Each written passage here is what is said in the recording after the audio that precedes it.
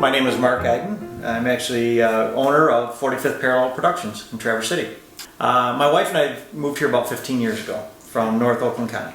Previous to my stunt work, I was in the Airborne Rangers. I had a parachute accident back in the early 80s and laid me up for a while. And then while I was rehabilitating, I got this inkling to become a stuntman.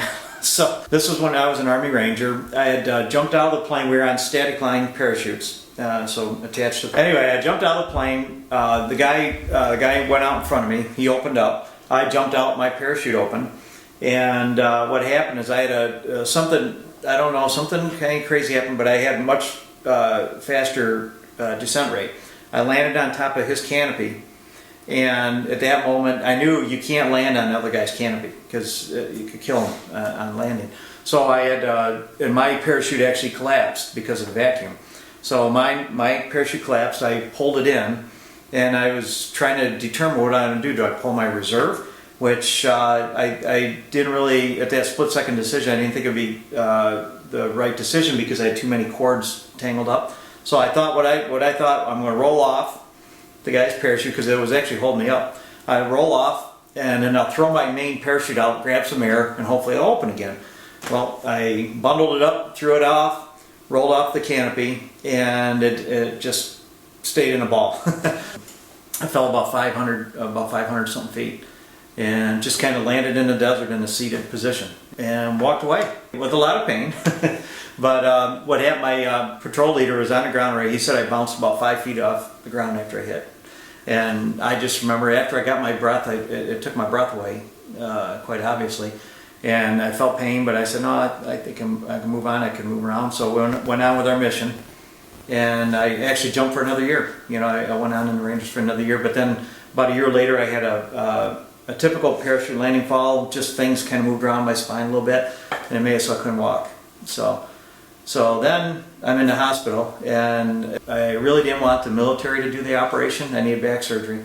And I had shattered my tailbone, ruptured a disc, L5 disc, and compressed fractured most of my vertebrae in my back. And I decided I wanted to go to Detroit to a civilian hospital, and they wouldn't pay for it.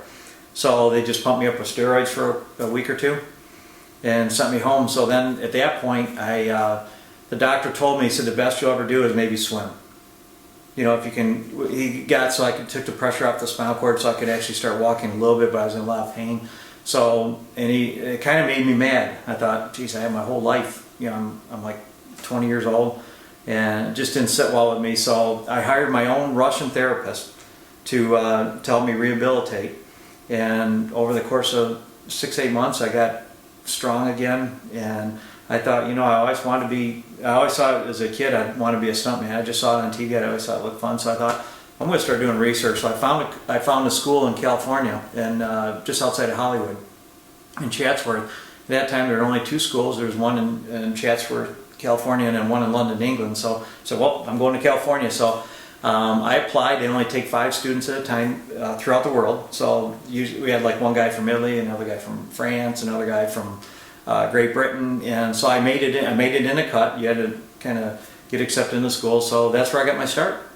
That was in the mid-'80s out there. So being I had the military background, I also started doing what was real popular in that day was a lot of military training videos.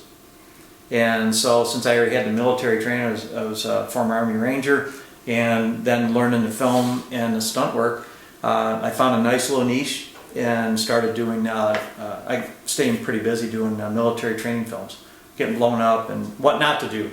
You know, here's how you don't throw a grenade, here's how you don't, you know, rappel, you know, try to use a rope when you rappel, things like that, you know.